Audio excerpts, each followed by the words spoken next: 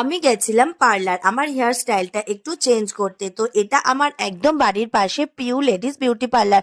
তোমরা যদি চুল বা যে কোনো অকেশন যে কোনো কিছু যদি বুক করতে চাও তাহলে আমাকে অবশ্যই জানিও, আমি ফোন নাম্বারটা কিন্তু দিয়ে দেব। আমি কিন্তু একদমই পার্লারে যাই না চুল কাটার জন্য, কারণ আমি একদম পছন্দ করি না পার্লার থেকে চুল কাটতে। যদি বলো আমার চুল কিভাবে কাটি, আমি কিন্তু আমার বাবাকে বলি জাস্ট সমান করে নিচটা একটুখানি কেটে দাও, ব্যাস এইটুকুনি আমি কেটে নিই। তো এইবারে ভাবলাম একটু হেয়ার স্টাইলটা চেঞ্জ করি, কারণ সব সময় তো একই রকম হেয়ার থাকে। তাই পিউদিকে আমি বললাম আমার সামনে একটুখানি চুল কেটে দাও সুন্দর করে। তো সেটাই করে দিচ্ছিল, আর আমিও বলে দিচ্ছিলাম যে এইভাবে এইভাবে করো, আমার চুল কিন্তু আমি ভীষণ ভালোবাসি।